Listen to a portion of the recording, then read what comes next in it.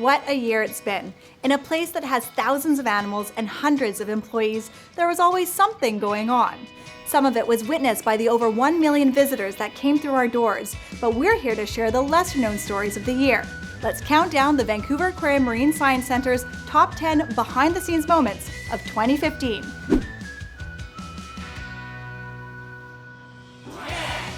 When our animal care team heard reports of a California sea lion with marine debris around its neck, they traveled to Vancouver Island to see what they could do to help. While this was just one of several disentanglements that took place this year, I'm not sure everyone was expecting a reaction quite like this. I think we might have a problem.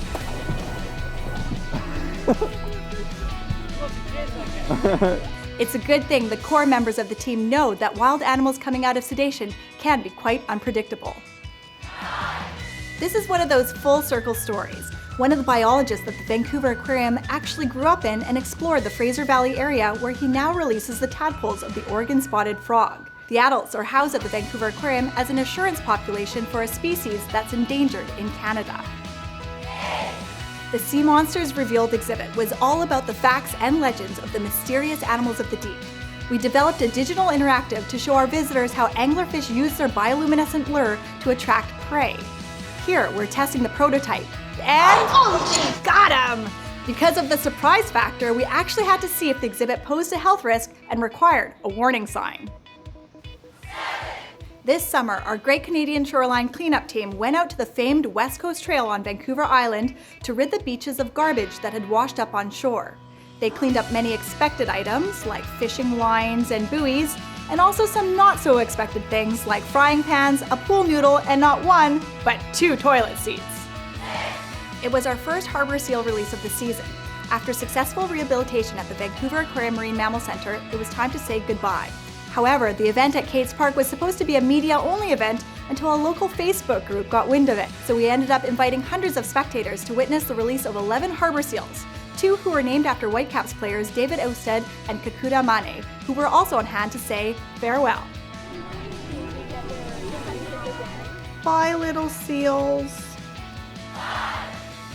Say what? Okay, we'll be the first to admit, gooseneck barnacles are not as exciting as any of the other animals listed here. But we've got to include them because this year, the Vancouver Aquarium Sustainable Seafood Program Oceanwise completed its first ever in-house scientific fishery assessment. And what's even better is that these crustaceans from the waters near Tofino are now recommended as an ocean-friendly seafood choice. Right, Loren, Oceanwise research analyst? At the kickoff event, not everyone got off the boat, but those who did were rewarded with some pretty spectacular images. To launch the Vancouver Aquarium's Arctic campaign, we took an unusual approach and invited local media to a press event held in the water.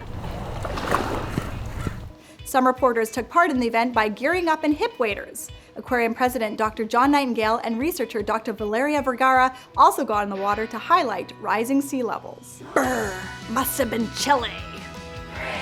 Dr. Lance Barrett-Leonard, head of marine mammal research at the aquarium, along with NOAA researchers Drs. Holly Fernbach and John Durbin, spotted a juvenile killer whale with a fresh wound, possibly caused by a boat strike. Was that a hexacopter? While it wasn't an expected sighting, the info they gathered will help in monitoring this young whale's health.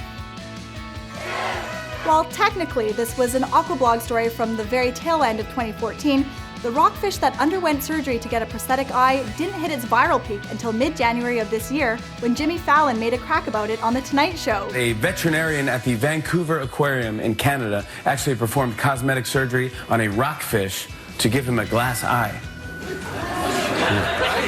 So far, the toughest part has been other rockfish figuring out where to look when they're talking to him. This is right. Who knew this random rockfish would make such a splash? And the #1 behind-the-scenes story of 2015 is, drumroll please! We don't actually have that drum sound effect. Chester, a rescued and rehabilitated false killer whale, was introduced to Helen, a Pacific white-sided dolphin, in the Wild Coast exhibit. We waited with bated breath to see what the animals' reactions would be to each other. Success! It was so fascinating to watch 2 animals get to know each other for the first time. 2015! So there you have it, our top 10 behind-the-scenes moments at the Vancouver Aquarium Marine Science Center. Stay tuned because 2016 is bound to be just as exciting.